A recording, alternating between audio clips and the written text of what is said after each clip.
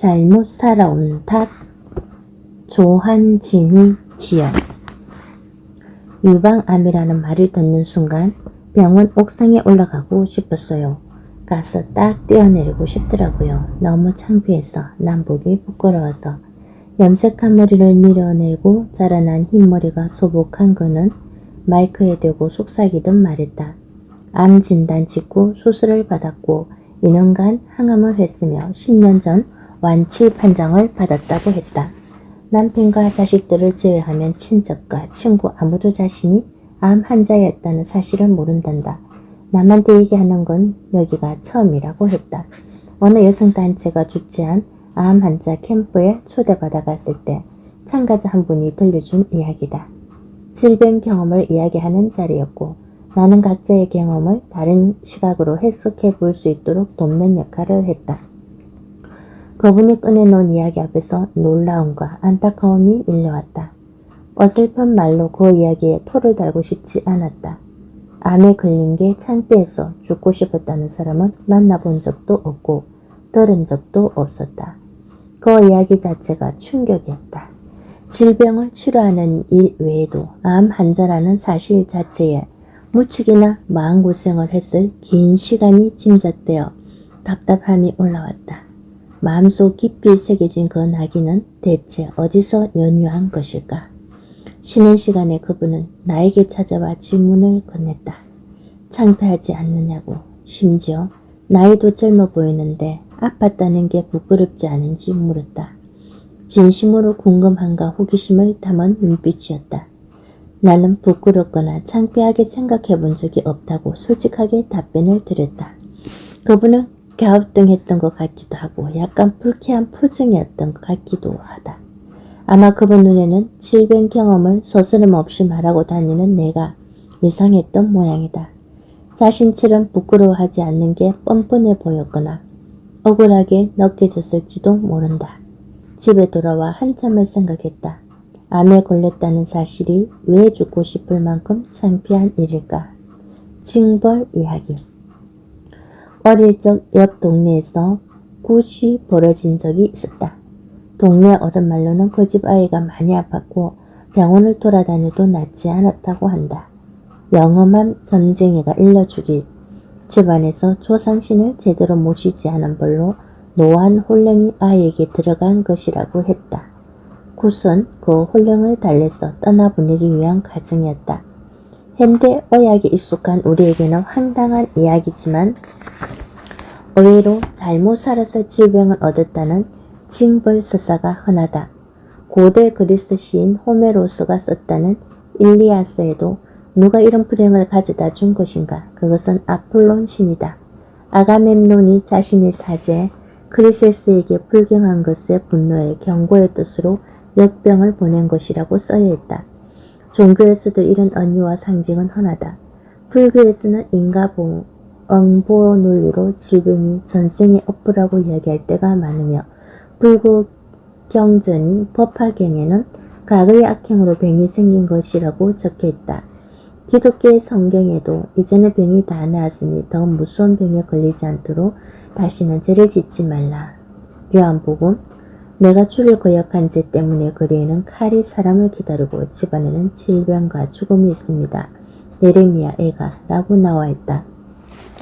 여전히 일부 절이나 기도원에서는 질병 치료를 위해 참여와 해결을 포함한 의식이 행해진다. 그러니 질병에 대한 종교 경전의 내용이 과거의 일일 뿐이라거나 은유나 상징에 불과하다고 말하기는 어려워 보인다. 과거의 신과 종교가 차지한 자리의 대부분은 이제 과학이 차지하게 되었고 질병에 대해 이야기할 때 신의 뜻이라는 말보다 과학적으로 그렇다는 말이 상식이 되었다. 하지만 질병이 잘못 살아온 결과라는 징벌서사는 여전히 동일한 자리를 차지하고 있다. 다만 신이 입혀준 성스러운 옷 대신 과학이 입혀준 하얀 가운을 입고 변주된 서사를 읊는다. 몇 해 전 어느 TV 프로그램에서 암에 잘 걸리는 성격 유형을 꼽아 화제가 된 적이 있다. 첫 번째 유형은 일 중독자라고 한다. 퇴근한 후에도 업무 걱정을 하고 일이 너무 많아 휴가를 상상하기 어려운 사람. 휴식을 취하면 안심불준 못하고 할 일을 리스트로 만들어 놓는 사람이 여기에 포함되었다. 두 번째는 완벽주의적 강백형 인간이다. 책을 읽을 때 이미 읽은 부분을 다시 확인한다든지 가스나 전등불을 몇 분이고 확인하거나 자다가도 일어나 정리하는 사람이 포함된다. 세 번째는 힘들어도 참기만 하는 착한 여자 콤플렉스가 있는 사람이다. 다른 사람의 부탁을 거절한 후 죄책감과 불편함을 느끼는 사람, 다른 사람의 감정을 상하지 않게 하려고 거짓말하는 사람이 여기에 속한다. 이런 주장은 스트레스가 질병에 영향을 미친다는 과학적 근거를 떠올려 볼 때 설핏 타당해 보인다. 하지만 이 또한 잘못된 성격으로 살았기 때문에 암이라는 재앙적 질병이 왔다는 주장과 맥을 함께한다. 이런 관점은 질병의 원인이 환자의 성격에 있으며 그 성격을 교화해 질병을 예방할 수 있다는 결론으로 이끈다. 질병은 또다시 개인의 문제가 되고 잘못 살아온 본인이 감수하고 변화시켜야 할 영역이 된다. 방송 내용을 생각할수록 화가 난다. 한국은 OECD 가입국 중 노동시간 1위, 산업재해 1위를 기록하며 실업률이 최고, 재취업이 어려운 사회다. 이런 노동 환경에서 주말에도 업무를 생각하며 완벽하게 일하고자 노력하는 것을 개인의 성격 탓으로만 돌릴 수 있을까? 또 여성의 상당수가 텔레마케터나 백화점 판매직 등 감정노동 직업군에 속해 있거나 그렇지 않더라도 직장이나 집에서 상당한 감정노동을 요구받는 상황에 놓여 있다. 이들에게 자신의 감정을 솔직히 표현해 질병을 예방하라는 것이 현실적인 대안이 될 수 있을까? 암에 잘 걸리는 세 가지 성격에 대한 이야기는 이렇게 다시 구성해 볼 수 있다. 첫째, 휴일에도 업무 리스트를 정리하지 않으면 업무를 다 소화할 수 없고 강도 높은 노동이 당연시 되는 직장 구조가 만연해 있다. 둘째, 작은 실수도 용납하지 않는 강박적 경쟁사에는 완벽주의자가 되라고 프로페셔널한 사람이란 그런 것이라고 강요한다. 셋째, 당연한 자기 주장과 의사표현을 하는 여성을 이기적이고 사회생활 못하는 사람이라고 몰아붙이는 문화가 있다. 결국 이런 사회구조와 문화는 암에 잘 걸리는 세 가지 성격을 형성하도록 부추긴다. 앞에서 나온 방송 이야기와 그것을 새롭게 구성해본 이야기는 비슷한 내용인 듯하지만 잘 살펴보면 완전히 다른 이야기다. 질병 발생의 원인이 바뀌면 예방을 위해 변화해야 하는 주체도 바뀐다. 방송에 나온 이야기에 따르면 질병의 원인은 개인의 성격이고 질병을 방지하려면 개인의 성격을 고쳐야 한다. 그러나 재구성한 이야기에서 질병의 원인은 사회구조와 문화에 있고 따라서 변화해야 할 주체도 사회가 된다. 질병이 잘못 살아온 결과라는 일방적 낙인은 사실이 아닐 뿐더러 아픈 사람에게 아무런 도움도 되지 않는다. 낙인을 피하고자 좋은 습관을 유지한다고 해서 질병을 예방할 수 있을 리도 없다. 질병에 개인화만 부추긴다. 환자들에게 죄책감을 심어주는 수사는 이제 정말 그만두자. 질병에 대한 낙인. 아픈 몸들은 때로 눈빛에 베인다. 유방암은 사랑받지 못해서 걸리고 자궁암은 섹스 파트너가 많아서 걸린다는 식의 시선이 흔하다. 유방암에 걸렸다는 소식을 전하자 시어머니로부터 유방암은 수녀들이 많이 걸린다며 남편이라 너무 떨어져 살아서 걸린 게 아니냐는 말을 들은 사람이 있었다. 평소 직장 때문에 주말 부부를 지내는 것을 못마땅해 하던 시집 식구들은 직장을 그렇게 사랑하면 남편의 사랑을 못 받게 된다고 말하곤 했다. 유방암을 진단받았던 순간의 충격보다 시어머니의 그 말이 주는 고통이 더 깊었다고 했다. 자신이 정말 남편에게 사랑받지 못해서 유방암에 걸린 것이라면 비난은 자신이 아니라 남편이 받아야 하지 않느냐고 했다. 자궁암 진단을 받고 나서 예전에 동창회에서 들은 이야기가 떠올라 가족 이외의 사람에게는 병을 숨겼다는 이도 있었다. 동창회에 갔다가 자궁암 투병 중인 동창 소식을 들었는데 사람들이 자궁암은 성매매 산업의 여성들이 쉽게 걸리는 병이라며 자궁암에 걸린 그 동창이 결혼 후에도 애인을 사귄 적이 있다고 가십처럼 말했다고 한다. 그는 자궁암 진단을 받고 나서 사람들이 자신에 대해서도 그렇게 수군거릴까봐 억울하고 화가 나서 한참을 울었다고 한다. 그러면서 성매매 산업에 종사하는 여성들이 자궁암에 걸렸다면 산재이고 애인 한 명 있었다고 자궁암에 걸렸다면 재혼한 사람은 자궁암에 더 많이 걸린다는 통계라도 있느냐고 물었다. 유방암은 아직 명확한 원인이 밝혀지지 않았다. 다만 수녀들에게 많이 발생한다는 이야기는 임신이나 수유 경험이 많을수록 유방암 발병률이 줄어들 수 있다는 것과 연관된다. 자궁암의 경우 한국인은 주로 자궁경부암이 많은데 주된 원인은 바이러스 감염이다. 발병과 관련해서는 16세 이전의 조기 성경험, 출산 횟수가 많은 경우, 본인 혹은 상대방이 여러가 성관계를 가진 경우, 경구 피임약을 장기 복용한 경우 등이 영향을 미친다. 그러니까 자궁경부암은 이른바 정상적인 이성의 결혼 제도 안에서 경구 피임약을 장기 복용하거나 아이를 여러 출산한 경험도 발병에 영향을 미치는 질환이다. 또한 남편과만 성관계를 맺었어도 남편이 다수의 사람과 성관계를 했다며 그 과정에서 감염될 수 있고 발병에도 영향을 미친다. 이외에도 최근 다시 논란이 되는 비소페놀 A는 유방암과 자궁암에 영향을 미치는 환경 호르몬으로 알려져 있다. 종이, 영수증, 커피 전문점의 일회용 컵, 캔 음료, 통조림 등 우리가 거의 매일 만나는 물건들에 함유되어 있다. 그래서 영수증을 만지거나 해당 용기의 음식물을 섭취하는 과정에서 인체에 유입된다. 즉, 쇼핑하고 차를 마시며 밥을 먹는 일상적 행위의 반복만으로도 유방암이나 자궁암에 걸릴 확률이 높아진다는 의미다. 이러한 과학적 사실에도 불구하고 유방암이나 자궁암에는 은근슬쩍 편견 자락이 들러붙는다. 여성 질환에는 섹슈얼리티와 관련된 이미지가 유독 많이 결합된다. 질병 앞에서조차 남성에게 사랑받는 여성과 그리지 못한 여성, 섹스를 많이 한 비난받을 만한 여성과 정숙한 여성을 구분하고 낙인을 찍어낸다. 엉긋한 눈빛이나 작은 귓수만을 타고 다니는 질병 낙인은 항암제의 독성보다도 날카로운 말이 되어 환자의 면역력을 순식간에 파괴하는 힘이 있다. 질병과 헤모사입. 이러한 잘못된 질병 이미지나 낙인은 물론 여성 질환에 국한되지 않는다. 감염성 질환 대부분에는 근거 없는 믿음에서 비롯한 낙인이 강력히 새겨진다. 낙인이 가장 극심한 질환은 무엇일까? 바로 에이즈, 후천성 면역결핍증이다. 소나무 에이즈, 소나무의 재선 충병을 뜻하며 접근성이 높고 감염되며 고사하는 불치병이라는 점을 강조하기 위해 붙여진 이름이다. 라는 비유가 뉴스에 부수시 등장할 만큼 에이즈는 해모가 담긴 불치병으로 인식된다.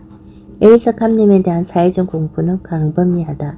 좀 더 구체적 수치를 통해 현실을 살펴보자. 에이즈를 일으키는 인간 면역결핍 바이러스의 감염인은 한국에서 연간 800명이 채 안된다. 그로 인한 사망은 약 100여 명이다. 이에 비해 계력은 연간 약 3만 5천 명이 걸리고 매년 약 3천 명이 사망한다. 한국은 OECD 국가 중 학고부동안 계력 발병률 1위 국가다. 그럼에도 에이즈를 둘러싼 공포는 계력에 비할 수 없을 만큼 깊다.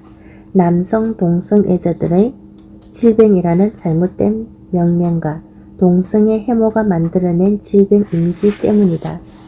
에이즈를 둘러싼 견고한 낙인에 비할 바는 아니지만 한국 사회를 공포로 몰아넣었던 질병을 기억한다. 메르스, 중동호흡기종 증후군이다. 2015년 메르스로 인해 180여 명의 감염자와 39명의 사망자가 발생했다. 전 국민이 거대한 충격과 공포에 빠졌고 희귀령이 내려졌다. 그러나 한국 사회에서 가장 많은 사망자를 발생시키고 있는 감염성 질환은 계력이다. 한국 전쟁 이후 국내 계력 환자는 연간 수백만 명에 달했고 앞서 말했던 아직도 매년 3만여 명이 걸리는 감염성 질병이다. 감염자와 사망자 숫자만으로 질병의 위중을 모두 설명할 수는 없다.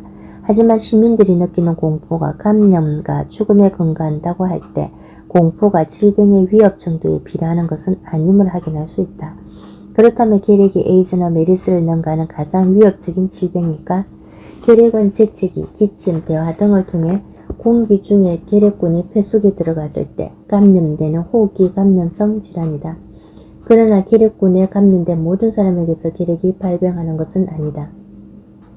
계력균 감염자 중 약 5에서 10%만 발병하고 대부분은 잠복 계력 감염 상태를 유지한다. 잠복 계력 감염 상태에서는 타인에게 계력군을 감염시키지 않는다. 발병한 5에서 10%의 환자 또는 약물을 복용하면 빠른 시일 내에 즙는기가 사라지고 증상이 완화된다. 하지만 가난하고 게으른 사람의 질병, 다른 사람을 무조건 감염시키는 질병이라는 낙인 때문에 계력을 숨기고 치료받지 못하는 경우도 생긴다. 실제로 계력 환자임이 밝혀진 뒤 원치 않는 퇴사를 하는 경우도 드물지 않다. 의사가 감염성이 없다고 해서 직장생활을 계속하려 했지만 함께 식사하는 것은 물론 짧은 대화도 끓이는 사람들 속에서 자신이고 계력균으로 취급당하는 것 같다. 물론 직접적으로 취업이 안 되거나 해고당하는 경우도 있다. 오죽하면 계력예병법에 사업주 또는 고용주는 비전염성 계력 환자에 대하여 계력 환자라는 이유만으로 취업을 제한할 수 없다고 규정해 두었을까. 그럼에도 환자들은 해고당할까봐 혹은 취업을 못할까봐 여러 사회생활에서 소외될까봐 질병을 숨긴다. 그렇게 낙인으로부터 질병을 숨기느라 치료 시기를 놓치게 되고 질병은 심각해진다. 에이즈도 마찬가지다. HIV 감염은 잠복기를 동반하며 에이즈는 HIV 바이러스 감염 이후 질병의 진행에 따라 여타의 증상이 나타나는 경우를 지칭한다. 모두 HIV 감염인이 ARDS 환자가 되는 것은 아니라는 뜻이다. 일반적으로 아무런 치료를 받지 않는 성인의 경우 바이러스 감염에 따른 면역력 약화로 심각한 질병이 발병하기까지는 평균 10년 정도의 시간이 걸린다. 지난 30년간 HIV, ARDS 치료는 비약적으로 발전해왔다. 1995년에 처음으로 여러 약제를 병용해 바이러스의 정식을 억제하고 내성을 방지하는 항바이러스 치료가 도입되었으며 이로써 질병의 진행 속도를 획기적으로 늦출 수 있게 되었다. 또한 한국처럼 항바이러스 치료가 일반화된 국가에서는 20세의 HIV 감염인이 지속적인 항바이러스 치료를 받으면 약 70대 초반까지 생존하는 것으로 추정된다고 한다. 의학적으로는 HIV는 만성질환, 즉 쉽사리 낫지도 않지만 급속히 심해지지도 않는 병이다. 대한에이즈 학회에 따르면 HIV 감염인은 고혈압 환자나 당뇨 환자처럼 일상적으로 약을 복용하고 잘 관리하면 삶에 큰 지장을 유발하지 않는 만성질환자라고 한다. 그러나 알다시피 실제 일상에서 이러한 과학적 근거나 통계는 거의 작동하지 않는다. 여전히 상당수의 사람들은 불치병, 게이, 암과 같은 편견에 기초해서 거짓된 정보를 신뢰한다. HIV 감염이라면 치료를 거부하는 병원, 해모의 시선으로 바라보는 가족이나 지인, 극심한 차별과 낙인은 HIV 감염인의 치료를 방해한다. 그리고 불행히도 이런 낙인은 감염인 자신에게도 내재되어 있을 수밖에 없다. 따라서 여전히 어떤 이들은 HIV 감염 사실을 알았을 때 좌절감으로 인해 치료를 시작할 의지를 갖지 못하거나 자살을 시도하는 것으로 알려져 있다. 치료제가 있음에도 불구하고 사회적 낙인이 치료를 어렵게 만들고 있는 것이다. 이뿐만이 아니다. 남성 동성애자의 병이라는 낙인은 에이즈의 의학적 연구와 사회적 위협성을 예방하는 데도 매우 나쁜 영향을 미친다. 앞서 말했던 에이즈는 HIV라는 바이러스에 의한 질병이다. 그런데 바이러스가 남성 동성애자를 선별해서 움직일 리 없다. 만약 에이즈가 남성 동성애자의 질병이라는 오해가 풀리지 않았다면 인류는 에이즈 앞에서 더욱 취약해졌을 것이다. 이를테면 이성애자나 여성 동성애자들은 방심하고 안전한 섹스를 등한시함으로써 HIV 바이러스 감염에 더 쉽게 노출되었을 수도 있다. 또한 여성 환자가 존재하는데도 검사 자체를 시행하지 않아서 진단을 받지 못해 치료가 불가능한 상황이 되었을 것이다. 다행히 남성 동성애자의 질병이라는 오해가 의학적으로 풀렸고 이후 HIV 감염에 여성이 더욱 취약하다는 사실도 밝혀졌다. 또 동일한 치료제를 복용해도 여성 환자와 남성 환자의 반응에는 차이가 있으며 이에 대한 연구도 진행 중이다. 아픈 몸에 대한 차별과 낙인을 일삼는 것, 심지어 수많은 과학자나 의사의 말보다 자신의 편견을 굳건히 신뢰한다는 것은 어떤 의미일까? 아픈 몸들을 차별하지 않는 것은 윤리의 문제이며 인권의 문제다. 또한 의료적으로는 질병 예방의 문제이기도 하다. 아픈 몸들이 질병으로 인한 차별과 낙인을 겪지 않을 것이라는 신뢰를 가질 수 있을 때 비로소 사회적 예방이 가능해진다. 더 이상 낙인으로 인한 좌절감 때문에 치료를 포기하지 않을 것이고 두려움으로 인해 질병을 숨기지도 않을 것이다. 즉 질병 때문에 사회가 위험해지는 게 아니라 낙인과 차별 때문에 사회가 위험해진다는 것임을 분명히 해야 한다. 사회적 소수자는 질병을 근거로 한 차별과 배제에 더 쉽게 노출된다. 게다가 불평등과 분노가 누적된 사회일수록 소수자에 대한 차별과 해무는 강화된다. 분노가 용암처럼 흐르는 이 사회는 단지 질병일 뿐인 유방암, 장우암, 결핵, 에이즈에서 그랬던 것처럼 언제든 특정 질병과 사회적 차별을 결합시켜 새로운 질병 이미지를 생성해낼 수 있다. 여성을 비롯한 여러 소수자들에 대한 차별이 완화되지 않고 해무가 지금처럼 심화된다면 앞으로 다른 질병에서도 에이즈만큼 극도로 부정적인 질병 이미지가 생성되지 않으리라는 보장이 있을까? 방향을 제대로 설정하지 못한 분노가 여성과 사회적 소수자를 향해 또 어떤 식의 엽기적인 차별과 해무를 개발해낼지 문득문득 두려워진다. 아픈 몸들은 질병이 주는 생물학적 통증 때문이 아니라 질병 이미지와 낙인 때문에 치료제도 없는 고통을 겪는다. 질병에 들어붙은 막연하면서도 익숙한 낙인의 내용에 대해 생선가시를 발라내듯 허구성을 발라내는 작업이 필요하다. 낙인이 사실이 아님을 선언하고 사라지게 하지 않는 한 낙인은 환자의 삶을 더욱 아프게, 질병을 더욱 무겁게 만든다. 우리는 사회의 거대한 구조가 당장 변화하지 않더라도 환자의 고통이 줄어드는 데 기여할 수 있다.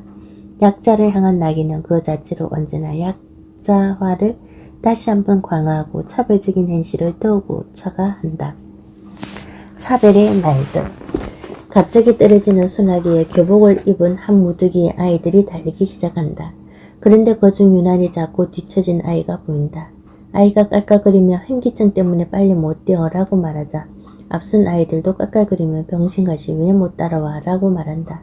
다들 유쾌해 보인다. 병신이라는 말을 들은 아이의 실제 마음도 그런지 모르겠지만 병신 단위의 원래 의미는 병든 몸이다. 현기증이 있다는 그 아이도 나도 병신이다. 그리고 현대인의 상당수는 병신이다. 하지만 원뜻은 사실상 사라졌고 질병이 있는 몸을 비하하는 의미로 쓰이기나 좀 더 직접적으로는 장애가 있는 몸을 차별하고 해마하는 말로 사용된다. 현재 병신은 아이부터 어른까지 웃으면서도 화내면서도 사용할 수 있는 보편적인 멸시의 표현이다. 아울러 병신만큼 강력하고 배타적이지는 않더라도 아픈 몸을 차별하는 말들이 일상에서 흔하게 돌아다닌다. 첫 번째 유행은 정체성에 대한 부정적 수용이다. 긍정적이네, 아픈 사람 같지 않아 라는 식의 말이 여기에 속한다. 이런 표현을 칭찬으로 수용하려면 아픈 사람은 부정적 태도를 보인다는 전제를 수용해야 한다. 이때 아픈 사람은 자신의 정체성을 부정적으로 수용해야 칭찬을 긍정할 수 있게 된다. 마치 어리 있네, 여자 같지 않아 라는 말을 칭찬으로 수용하기 위해서 여자는 어리 없는 존재라는 전제를 수용해야 하는 것과 같은 이치다. 아픈 몸 정체성과 계속 함께 살아야 하는 이들에게 아픈 몸을 부정하는 것은 질병과 함께 사는 삶에 대해 계속 한탄해야 한다는 뜻이다. 또한 아픈 몸 상태 그대로는 인정받기 어려우며 아픈 몸을 극복하고 건강한 몸으로 갱신하려고 부단히 노력할 때만 존중받을 수 있다는 의미다. 본디 차별이란 명시적으로 차별을 의도하거나 목표로 삼지 않아도 발생한다. 그리고 차별 표현의 수위가 낮다고 해악이 낮은 것도 아니다. 장기적으로 혹은 평생을 아픈 몸으로 살아야 하는 사람에게 아픈 몸 정체성을 비하하는 표현은 우울과 소외, 자존감 저하를 불러온다. 결국 질병을 삶의 일부로 통합하지 못하도록 방해한다. 질병을 삶 속으로 통합해낼 수 있느냐 없느냐는 아픈 사람의 삶의 질에 절대적인 영향을 미친다. 두 번째 유형은 질병에 대한 희화화다. 난독증 있냐? 안 걸리겠네? 같은 말들이 이에 속한다. 자신의 고통이 인터넷을 돌아다니는 농담이나 한없이 가벼운 비유가 되었을 때 당사자는 어떻게 반응해야 할까? 모두가 웃음으로 받아치는데 당사자가 당황스러움과 불쾌감을 표하면 비웃음을 사거나 고립되기 쉽다. 그런데 인터넷뿐만 아니라 실제 세계에서도 이런 경우가 흔하다. 우리는 예컨대 난독증을 겪는 이들이 놀림과 소외의 대상이 되는 현실, 암 환자들이 완치 판정을 받은 후에도 병력이 있다는 이유로 취업과 교육에서 배제되기도 하는 사회에서 살고 있다. 비상식적으로 화를 내는 사람을 비꼬는 의미로 자주 쓰이는 칠할병 도전내라는 식의 말도 마찬가지다. 칠할병은 내전증, 과거의 간지를 비화하는 표현이다. 내전증의 정세인 발작을 회화화하는 사회에서 그 환자들의 인권은 요원하다. 질병을 겪는 건 누구에게나 어려운 일이다. 생명체로서 질병에 대해 느끼는 생리적 두려움도 있지만 질병에 관한 사회적 안전망이 절대적으로 부족한 현실은 불안을 크게 가중시킨다. 결국 박탈감이 가득한 강폭한 신자유주의 사회에서 질병은 삶의 안전을 위협하는 외면하고 싶은 위험 중 하나일 뿐이다. 그리고 어떤 이들은 아픈 몸이나 질병을 회화함으로써 질병에 대한 깊은 불안을 잠시나마 해소하려 든다. 세 번째 유행은 건강의 기준을 둔 차별이다. 건강을 잃으면 모든 것을 잃는 거야 라는 식의 표현이 여기에 속한다. 건강의 중요성을 강조하기 위한 협박성 예방 표현을 말한다. 그런데 건강이 삶의 모든 전제 조건이며 건강하지 않으면 다른 것은 무의미하다는 사고는 위험하다. 건강하지 않아도 삶은 계속되고 그 안에서 행복을 누리기도 하며 계속 꿈을 꾼다. 그리고 그래야만 한다. 만약 아픈 사람도 아픈 대로 공동체 안에서 돌봄을 주고받으며 나름의 역할을 해내고 존중받으며 살 수 있는 사회라면 이러한 예방 표현은 그저 건강의 중요성을 주장하는 표현이 될 수도 있다. 하지만 지금처럼 질병에 차별과 낙인이 붙어 다니는 사회에서는 위험해 보인다. 건강하지 않으면 모든 걸 잃는 사회가 되어서는 안 된다. 건강하지 않아도 함께 살 수 있는 사회를 만들어야 한다. 그런 사회를 만들기 위해 무엇이 필요한지 고민하는 것은 우리 몫이다. 설령 건강 격차가 해소되어서 소득이나 성병과 상관없이 모두에게 건강할 권리가 보장된다고 해도 아픈 몸은 늘 존재한다. 그게 생의 법칙이다. 건강이 선이고 질병이 악인 건 아니다. 생로병사는 생명의 순환 과정이다. 태어남만이 축복이고 죽음은 언제나 좌절인 것도 아니다. 이러한 순환을 분절하고 위계화하기 때문에 태어남만 기쁨이 되고 노화와 질병은 불행으로만 여겨지는 것이다. 이때 죽음은 삶의 완성이 아니라 의학적 실패가 된다. 따라서 건강만을 중심에 두는 것은 아픈 몸이 평등하게 함께 사는 과정을 방해한다. 아픈 몸이 동정과 시혜에 의존하지 않고 하나의 주체로 온전히 살아가려면 건강한 몸이 중심이고 아픈 몸이 주변이어서는 안 된다. 건강을 선으로 규정하고 질병을 절망과 악으로 규정해서도 안 된다. 건강한 몸과 아픈 몸 사이에 발생하는 위계가 해체될 때 아픈 몸도 차별과 배제 없는 삶을 누릴 수 있다. 네 번째 유행은 질병에 개인하다. 저렇게 살았으니 아프지라는 식의 말이 여기에 속한다. 질병의 원인을 개인의 성격이나 생활 습관에서 찾고 자기 관리의 실패로 보는 것이다. 이런 태도는 앞에서도 지적했던 질병의 귀책을 철저히 개인에게 돌린다. 과거에는 질병을 신이 내린 형벌로 여겼으며 요즘은 생활 습관이 나빠 질병이 왔다는 믿음이 강력하다. 실제로 중증 질병을 진단받을 때 노년층은 내가 무슨 죄를 지었어 라고 반응하며 청년층은 어떤 습관이 문제였을까를 고민하는 경우가 많다. 어쨌거나 양쪽 모두 아픈 사람이 자책감을 갖는다는 공통점이 있다. 건강은 사회적 권력이나 차별과 더 밀접하게 연관되어 있다. 따라서 빈곤층일수록 다양한 차별을 겪는 소수자일수록 더욱 아프기 쉽다. 사람들도 그것을 모르지 않는다. 그런데도 질병을 개인의 책임으로 돌리는 문화에 너무나 익숙하다. 때로는 아픈 이들에게 적극적으로 선을 긋고 자신의 그들과 다르다는 우울감이나 안정감을 느끼고 싶어한다. 그렇다면 누가 그런 문화를 더욱 조장할까? 종편 채널을 중심으로 한 방송뿐 아니라 정부에서 모든 질병 관련 사이트에서도 개인의 생활 습관만 강조할 뿐 건강에 위해한 사회적 요소 때문에 질병의 위험이 높아진다는 내용은 찾아보기 어렵다. 이를테면 대사증후군의 경우 정부가 운영하는 질병관리본부 사이트에서 생활습관병이라고 지칭되며 생활습관의 서구화 등만이 원인으로 지목된다. 그 외의 사회적 요소는 전혀 언급되지 않는다. 질병을 개인이 책임으로 몰아갈 때 건강 불평등을 만드는 사회구조는 휘발되기 쉽다. 정부가 산재, 야근, 성폭력, 가정폭력, 소수자 차별 같은 사회적 건강 위의 요소를 제거하기 위해 어떤 노력을 하고 있는지 새삼 또 생각하게 된다. 차별행위, 진정사건 접수 현황, 성별. 이처럼 우리 사회에는 아픈 몸들을 위축시키고 차별하는 태도가 만연하다. 그럼에도 어떤 이들은 에이즈처럼 극단적 낙인이 찍히는 질병이 아닌 한 일반적으로 질병에 대한 차별은 미미하다고 주장한다. 실제 국가인권위원회 자료에서도 질병에 의한 차별 진정은 다른 영역에 비해 적은 편이다. 2016년 국가인권위원회 차별행위 진정 현황 중 병명에 따른 차별은 1.6%다. 이는 지금과 같은 고실업사회에서 병력 없는 깨끗한 사람만 고용하려는 것은 당연하다는 태도, 너나 없이 고통받는 사회에서 아프니까 그런 대우를 받는 건 어쩔 수 없는 일이라는 태도에서 연유하는 것 같다. 즉, 당사자에게 차별이 내면화되어 차별을 차별로 명명하지 못하기 때문일 수 있다는 의미다. 실제로 차별이 적어서가 아니라 질병과 인권을 둘러싼 사회적 논의 수위가 낮고 오히려 아픈 사람의 인권이 취약한 현실이 반영된 것으로 보인다. 질문하는 몸. 질병을 둘러싼 차별적 말과 태도는 아픈 몸들이 사회에 평등하게 참여하며 존중받을 권리를 제약한다. 무엇보다 안타까운 점은 질병을 개인의 불행, 수치, 책임으로 귀속시켜 열등감을 갖게 한다는 것이다.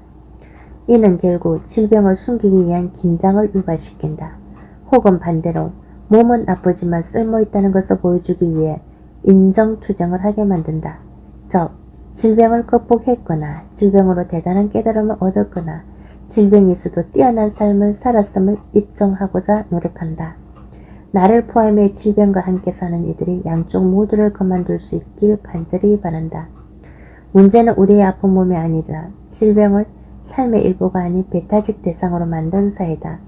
지배 권력의 필요에 맞춘 정상과 효율의 기준을 만들고 거기서 벗어난 몸들을 모조리 차별하는 몸쓸 사회다. 오히려 자신의 쓸모를 입증하려는 노력을 그만둘 때, 아픈 몸을 극복해서 정상이나 표준이 되려는 흉내를 그만둘 때, 그리고 아픈 몸과 불의 화음을 만드는 이 사회를 자책 없이 성찰할 때, 바로 그때 아픈 몸의 쓸모가 빛을 발한다. 건강과 효율이 정의가 된 사회에서 아픈 몸은 질문을 발생시킬 수밖에 없다. 중심과 정상에서 밀려난 아픈 사람은 이러한 현실을 조망하며 새로운 정의를 질문할 수 있는 덕없이 좋은 위치에 있다. 나는 계속 질문을 쏟아내는 내 몸을 조금씩 긍정해 가는 중이다.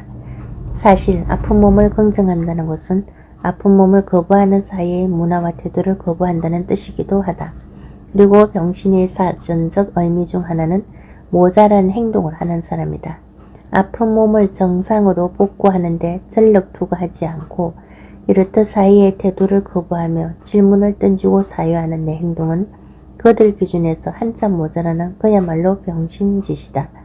질병과 함께 사는 이들의 아픈 몸에 대한 사회의 시선과 규정에 갇히지 않길 바란다.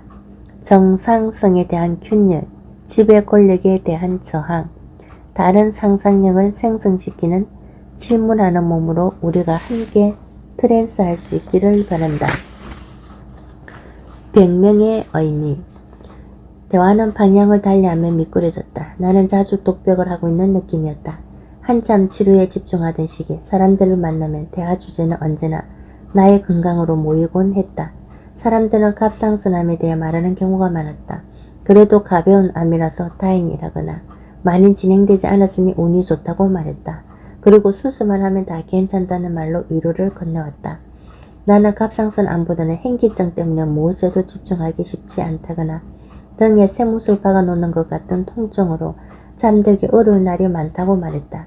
그리고 가장 두려운 것은 때 아닌 때의 출혈이라는 말도 했다. 하지만 이야기는 깔때기처럼 암으로 모아졌다. 그리고 다시 갑상선암에 관련한 위로를 전해왔다. 암이라는 단어가 주는 무게를 모르는 건 아니다. 하지만 내가 느끼는 불편함과 불안은 갑상선암에 있지 않았다. 현기증, 통증, 출혈과 같은 명백한 증세들이 일상을 어렵게 만들었고 삶을 불안으로 몰아갔다. 의사들은 매번 원인을 알 수 없다고 했고 원인을 모르니 치료법을 제시해 주지 못했다. 혼돈과 고통이 깊어졌다. 위로를 받고 싶었다면 바로 그런 정세와 현실에 대해서였다. 하지만 나의 고통과 사람들이 건네는 위로는 종종 불일치했다. 일대에 휴식기를 내고 본격적으로 투병에 들어간 지 3년째 되던 해 일시적으로 비늘과 건종 진단을 받은 적 있었다. 그때 참 좋았다. 치료법을 찾은 것 같아서 사람들과 소통할 언어를 찾은 것 같아서 좋았다. 그제야 내가 겪는 경험과 사람들이 건네는 위로의 불일치는 사라졌다. 많은 이들은 정세가 없는 갑상선암이 아니라 현기증, 통증, 출혈에 대해 고개를 끄덕이기 시작했다. 빈혈과 건종에 대해 이야기했고 그래서 그랬구나 라며 이해와 공감을 건네왔다. 하지만 빈혈 수치가 올라가고 건종이 사라졌는데도 정세는 여전히 지속되었다. 의사가 정세의 근본 원인은 빈혈과 건종이 아니라고 다시 말했을 때 아쉬웠다. 사실은 나도 알고 있었다. 이미 투병 초기에 빈혈과 건종 검사를 했고 그때는 모든 게 정상이었기 때문이다. 그래서 그게 근본 원인은 아닐 거라고 짐작은 했다. 하지만 당시 의사가 확신에 차서 말했기 때문에 조금 기대감을 품었을 뿐이다. 아쉬움을 접는 것도 익숙했다. 절망감까지 가지 않고 아쉬움을 느끼는데 거쳤던 것은 앞선 경험들 덕분이다. 이전에 방문했던 병원에서 원인을 못 찾으면 그냥 아픈 대로 사는 법을 익히는 것도 방법일 것이라는 말을 들은 적이 있다. 그리고 여러 지인의 추천으로 용하다는 한의원을 찾았을 때 머리 휘끈한 한의사가 1시간 가까이 진단하더니 나에게 그냥 집으로 돌아가라고 했다. 너무 늦게 왔다며 자신이 해줄 수 있는 게 없다는 말도 했다. 그 한의원을 났을 때 많이 절망스러웠다. 체념이나 절망을 느끼는 순간은 좀 힘들었지만 그것도 경험인지라 내성이 쌓인다. 그래서 이번에도 의사가 다시 근본 원인을 잘 모르겠다고 말했을 때 절망의 감정에 휩쓸려 가지 않고 아쉬운 감정에 머무를 수 있었다. 또다시 병명을 모르는 혼돈 속의 원점으로 돌아왔을 뿐이라고 스스로에게 엎드렸다. 질병 경험자들이 모이는 자리에 나간 적이 있다. 나는 병명을 찾지 못하는 막막함에 대해 이야기했다. 내 얘기에 어떤 분이 자신의 경험을 들려주었다. 아파서 병원에 가면 의사는 늘 병명이 없다고 하고 남편은 병원에서 괜찮다는데 왜 맨날 아프냐고 하냐며 자주 엇박질렀다고 했다. 어떤 의사가 심인성이라고 해서 실제로 정신과를 다녀봤고 정신과 의사의 조언에 따라 운동도 몇 달간 열심히 해봤지만 몸은 더 피곤해지기만 했고 나아지는 건 없었다고 했다. 그래서 참고 지내보려 했지만 몸은 정말 아팠고 여러 병원을 전진했다고 한다. 그러다 5년 만에 간암 진단을 받았고 몇 가지 난치성 질환도 추가로 진단을 받았다고 했다. 간암이라는 이야기를 듣는 순간 마음이 시원했단다. 그는 몸이 아픈데 원인을 찾지 못했던 긴 시간 동안 느낀 초조함과 혼돈에 대해 말을 쏟았다. 자신은 아픈데 남편과 자신 누구도 고통에 제대로 공감해 준 적이 없다고 했다. 깨병이라거나 성격을 고치라는 말이 아프게 박혔고 사소한 통증에 자신이 너무 예민하게 반응하는 건 아닌지 수없이 자기 검열을 했다고 한다. 그런 그에게 간암이라는 별명은 두려움이나 슬픔이 아니라 오랫동안 느껴온 서러움과 혼란을 일순간에 해소해주는 시원한 답이었다. 심인성에 대하여 우리는 자신의 경험을 존중받고 이해받고 싶어한다. 지하철에서 불쾌한 일을 겪거나 직장에서 속상한 일이 생기면 가까운 사람에게 공감이나 위로를 받고 싶어 하듯이 말이다. 몸이 아플 때는 그런 욕구가 더 증폭된다. 몸이 아프다는 건 모든 생명체에게 불안한 사건이고 그 불안과 낯설음을 이해받고 공감받고 싶은 욕구는 인간의 본능에 가깝다. 따라서 자신이 겪는 통증과 불편한 증세가 의구심의 대상이 될 때 상처를 받는다. 몸이 아픈 것에 대한 의학적 진단명적 병명 앞에서는 여러 감정이 교차하게 된다. 병명을 부여받을 때는 혼란이 정리되는 것 같은 선명한 느낌이 좋다. 원인을 찾았으니 치료법과 대안을 찾을 수 있으리라는 기대감이 생긴다. 그래서 그런 정세가 있었구나 하고 자신의 경험을 이해할 수 있게 된다. 자신이 가민하지 않았음을 확인받고 자신의 감각과 경험을 다시 신뢰할 수 있게 된다. 타인이 보내는 의구심을 간단히 해결할 인정서를 손에 쥐게 되며 비로소 자신의 고통에 대해 사람들과 나누고 교감할 수 있는 의학적 언어가 생겼다는 마음에 든든해진다. 하지만 다른 한편으로는 병명이란 그저 의학의 임의적인 명명은 아닐까 하는 뾰족한 마음도 든다. 병명은 의사가 질병을 치료하기 위해 오랫동안 환자들의 정세를 관찰하고 연구한 결과에 따라 원인을 분류한 뒤 붙인 이름이다. 어떤 병명 하나가 몸의 모든 것을 설명해 줄 수 없음에도 불구하고 병명을 부여받는 순간 해당 병명과 상관없는 정세는 존중받지 못한다. 인간의 몸은 유기체이므로 어느 장기에 질병이 있다는 것은 다른 장기 또한 건강하지 못한 상태라는 뜻일 수 있다. 질병으로 진단할 만큼 심각하진 않더라도 말이다. 하지만 그렇게 발생해서 가능성이 있는 정세는 무시되고 병명을 부여받은 것에 한했으면 고통을 인정받는다. 마치 내 사진을 보면 내 얼굴을 사진에 끼워 맞추는 느낌이다. 움직이고 변화하는 몸을 박제해 고정시킨다는 느낌이 들기도 한다. 무엇보다 병명을 진단받기 전에는 허상일지 모르는 정세에 불과했는데 의사에게 병명을 부여받자 쉽지 않은 질병이 되면서 비로소 환자의 경험, 정세가 사회적으로 존중받는 느낌은 껴운치 않다. 이는 자신의 몸에서 벌어지는 일로부터 소외되는 것이다. 내 몸은 어제와 똑같은데 오늘 의사가 어떤 의학적 병명을 붙이느냐에 따라 그 순간부터 완전히 다른 몸이 된다. 환자의 경험이 의학적 언어로 설명될 때만 쉽지 않은 것으로 존중받을 수 있다니 얼마나 불행한 일인가. 게다가 병명을 찾지 못할 때 의사가 흔히 내리는 시민성이라는 진단은 또 어떤가. 자신의 정세가 의학적 병명을 부여받지 못할 때 환자는 스스로 감각과 경험을 의심하게 된다. 이 정도 통증을 다들 견디며 사는데 자신이 너무 나약하고 까다로운 건 아닌지 자책한다. 자기 몸의 통증이 정당한 것인지 자문하기도 한다. 사실 통증이란 감각이므로 옳고 그름이 아니라 그 자체로 존재하는 것이다. 그럼에도 통증을 느끼는 자신이 정당한지에 대한 검열을 반복하고 자기 몸의 소리와 감각이 부적절하다고 느낀다. 이는 자기 부정의 경험으로 이어지기도 한다. 물론 다양한 정서적 원인에서 비롯된 시민성도 실제로 존재한다. 환자가 호소하는 정세는 이해하지만 의학적으로 봤을 때는 이상이 드러나지 않으니 의사는 시민성이라고 진단할 수밖에 없었을 것이다. 그리고 때로 어떤 환자는 마음을 치료함으로써 육체적 정세가 완화되기도 한다.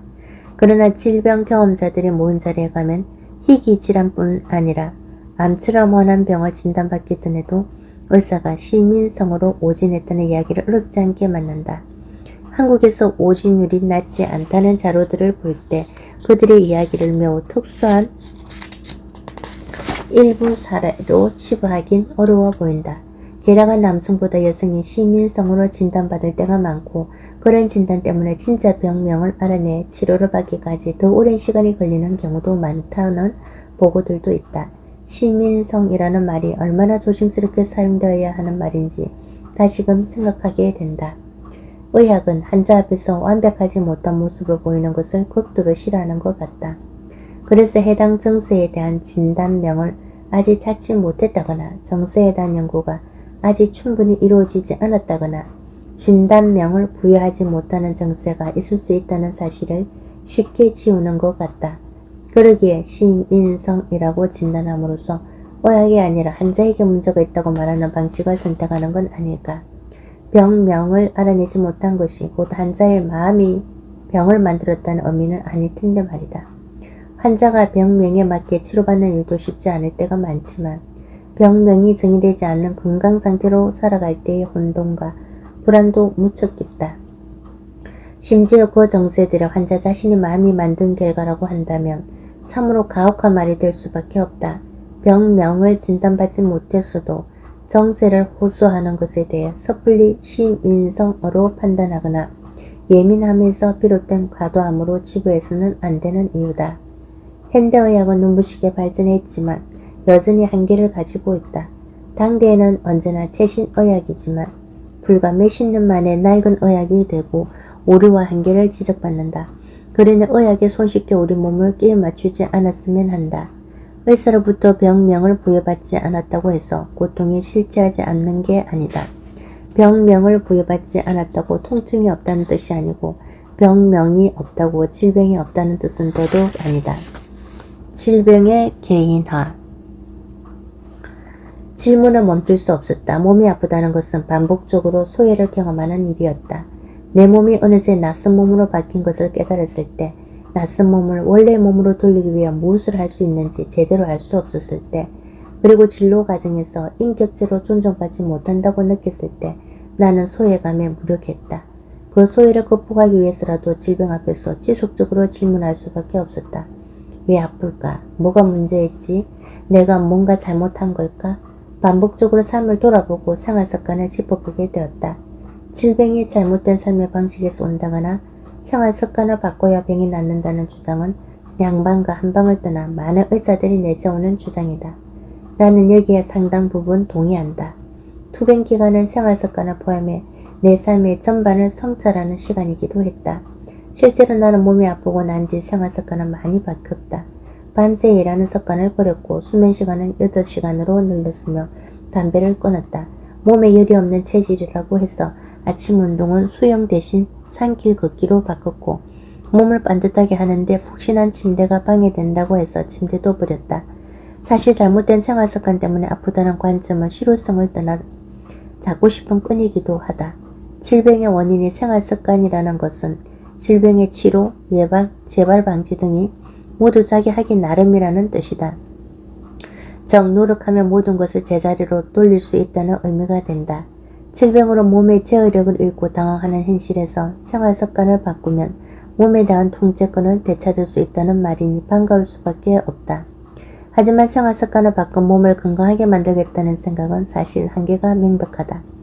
주기적으로 대기를 가득 채우는 미세먼지, 방사능에 오염되었을지 모를 해산물의 유통 하루에도 수없이 만나는 환경호르몬, 몰카 때문에 마음 편히 갈 수 없는 화장실, 불안정, 고용으로 인해 해고 위협, 유해물질 논란이 끊이지 않는 생리대 등은 모두 시민의 건강을 해치는 위험 요소다. 이런 위험을 개인의 노력으로 벗어나기란 불가능에 가깝다. 질병은 사회적 환경, 유전적 요소, 생활습관 등이 복합적으로 작동해 나타나는 결과다. 질병의 발생 원인을 명확히 구별해내는 것은 쉽지 않고 그 원인을 하나로 지목하기도 어렵다. 좀 더 구체적으로 살펴보기 위해 다음과 같이 가정해보자. 정리해고로 생활난을 겪던 노동자가 지하 원룸에서 생활하고 편의점 도시락으로 불규칙한 식사를 하며 흡연이 증가하던 중 폐암에 걸렸다. 이 경우 흡연이라는 개인의 나쁜 습관이 질병의 원인이라고 단순하게 말하기 어렵다. 정리해고로 인한 극도 스트레스, 빈곤이 만든 나쁜 주거 환경과 음식, 하루 기준치를 초과하는 나트륨과 설탕이 함유된 음식이 사회적으로 제대로 관리되지 않은 채 유통되는 것, 여성에게 더 어려운 재취업 환경 등은 모두 건강을 해치는 요소다. 이러한 요소들이 모여서 흡연이 증가하는 데 기여했을 것이다. 이 노동자에게 흡연이라는 나쁜 습관 때문에 폐암 걸렸다. 생활습관을 고쳐라. 내 책임이다. 라고만 할 수 없으며 그렇게 말해서는 안 된다는 뜻이다. 하지만 우리는 질병의 원인을 개인의 생활습관에서 찾는 것에 너무나 익숙하다. 아픈 이들을 향해 나쁜 생활습관 때문에 병이 왔다고 손쉽게 비난한다. 어쩌다 이렇게 된 것일까? TV에는 건강과 질병을 말하는 프로그램이 넘친다. 의사들은 하나같이 질병을 유발하는 나쁜 습관에 대해 설명하고 현대인의 질병은 상당 부분 생활습관에서 오기 때문에 좋은 습관을 갖는 게 중요하다고 말한다. 이어서 건강에 가장 좋은 습관은 운동이라며 적절한 운동이 소개되고 운동할 시간도 부족하고 귀찮은 이들이 채널을 돌리고 싶어질 때쯤 질병을 예방할 수 있는 음식이 등장한다. 음식의 효능에 대해 아나운서와 의사가 하는 말을 듣고 있으니 그 음식만 먹으면 질병도 낫고 무병장수할 것 같다. 그래서 특정 질병이나 건강에 좋다는 음식들이 TV에 소개되고 나면 해당 음식은 가격이 폭등하거나 품절되는 현상이 오래전부터 이어져 왔다. 이런 프로그램은 언제 TV를 켜도 어떤 채널에서건 꼭 방송되고 있다. 반복적으로 이런 프로그램을 보다 보면 건강은 오롯이 개인의 노력으로 성취될 수 있는 무엇처럼 생각된다. 질병에 걸린 건 그런 음식을 챙겨 먹지 않고 나쁜 생활 습관을 교정하지 못한 개인의 책임인 것 같다. 하지만 그런 사고방식은 심각한 문제가 있다. 앞에서 말한 것처럼 질병은 개별적인 노력만으로 예방할 수 있는 게 아니고 질병을 개인 탓으로 돌리는 사고방식은 사회적으로 위험한 결과를 불러올 수 있기 때문이다. 내 탓이 된 이유. 내가 처음으로 질병의 개인화가 위험하다고 생각했던 것, 늘어나는 병원 영수증과 통장 잔액을 보며 고민하던 순간이다. 특진비와 비급여 항목들은 통장 잔액을 더욱 빠르게 비워냈다. 당장 다음 달 생계비도 불안한 터라 병원비 압박이 무척 컸다. 언제까지 아플지 모르고 어쩌면 평생 병원을 달고 살아야 할지도 모르는 상태에서 의료 민영화 이야기가 들릴 때마다 한숨이 나왔다. 이는 질병의 개인화 논리가 공공의료 자원을 취약하게 만들고 의료 민영화를 주장하는 사람들에게 이용될 수도 있겠다는 생각으로 이어졌다. 현재 의료 민영화는 영리의료법인이나 원격의료 같은 단어로 회자되면서 더 합리적이고 효율적인 제도인 것처럼 주장되기도 한다. 그러나 본질은 단순해 보인다. 의료 민영화를 선도하는 대기업 자본은 의료 산업을 통해 돈을 벌겠다는 목적을 품고 있다. 여기서 의료 공공성은 의료라는 시장에서 돈을 버는데 거대한 걸림돌로 작용한다. 이를테면 의료 공공성을 중시하는 이들은 국민의료보험 보장성을 지금보다 더 강화하고 사실상 무상 의료에 가깝게 만들어서 아픈 사람은 누구나 치료받을 권리를 보장받아야 한다고 말한다. 반면 의료 민영화를 주도하는 이들은 국민의료보험 보장성이 더 약화되거나 폐기되어 국민들이 실손보험을 비롯한 민간보험에 많이 가입해야 이익이다. 이들의 의료 공공성을 축소하거나 파괴시키려면 명분과 논리가 필요하다. 그들은 어떤 논리를 끌어내올까? 의료 민영화를 주장하는 이들은 개인의 잘못으로 병에 걸렸으니 그 비용을 사회가 함께 책임지는 게 부당하다고 말할 수 있다.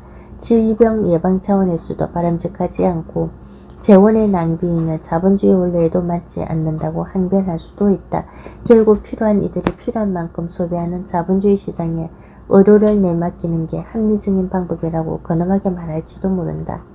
아프기 싫고 높은 의료비를 지출하기 싫으면 좋은 생활습관을 가지고 건강관리를 잘하면 되는 것이며 그게 곧 질병 예방의 순기능으로 작용할 것이라고 태연하게 외칠지도 모른다. 그렇다면 정부의 입장에서는 질병의 개인화가 어떻게 다가올까? 관리되지 않은 위험물질로 시민 건강이 위협받는다거나 중산층이 빈곤층으로 이동하게 되는 주요 원인이 병원비라는 뉴스가 나올 때 사실 정부는 가시 방식이다. 건강권은 기본권이니 의료 공공성을 강화하려는 주장을 마주칠 때마다 정부는 대기업이나 의료 자본 그리고 복지 예산의 관점을 오가며 눈치를 본다. 따라서 질병의 개인화는 시민이 건강하게 살아갈 만한 환경과 권리를 보장해야 할 의무가 있는 정부에게도 반가운 주장일 것이다. 사실 시민들 상당수는 이로운 음식들을 알아서 부지런히 챙겨 먹는다. 월급을 쪼개서 헬스장에 등록하거나 집에 운동기구도 들인다. 위험 물질이 관리되지 않는 사회이니 단식이나 레몬 디톡스 등을 통해 한 번씩 특별 관리를 하는 이들도 적지 않다. 즉 정부가 시민 건강을 위해 유해 요소를 규제하고 공중보건을 위해 특별한 노력을 기울이지 않아도 개인들의 상당한 노력으로 일정 수준의 시민 건강이 유지된다.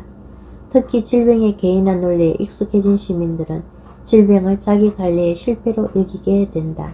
이 경우 사회적으로 질병을 예방하라거나 의료 공공성을 확대해 시민 건강을 정진하라는 요구에 관심을 갖기 어렵다. 그 시간에 더 좋은 음식과 더 효율적인 운동에 대한 정보를 찾고 실천하게 된다. 심지어 중증 질환으로 경제적 위험이 닥쳤을 때도 화살의 방향은 엉뚱한 곳을 향한다. 보장성이 적은 국민의료보험을 비판하기보다는 암보험이나 실손보험 같은 민간보험을 하나라도 더 들지 않는 것을 개탄하는 시기다. 다시 말해 질병의 개인화는 생활습관의 관점을 집중시키고 건강을 유지하기 위한 사회와 구조의 문제는 희미하게 보이도록 만드는 효과를 낳는다. 심지어 아픈 이들은 자기관리에 실패해서 자신과 가까운 이들을 힘들게 만들었다는 자책감에 빠진다. 이는 질병의 사회적 책임을 실질적으로 요구할 수 있는 주체적 힘이 사라지게 된다는 의미이기도 하다. 개인의 습관은 발병 요소 중 일부에 불과하다. 그럼에도 절대적 요소인 것처럼 보이게 만들고 싶어하는 사람들, 질병의 개인화 논리를 더욱 강화하고 싶어하는 사람들은 누구이며 그 효과는 무엇일까? 이러한 질문을 우리가 함께 던질 수 있을 때 아픈 몸도 함께 살 수 있는 사이에 더 가까워질 수 있다.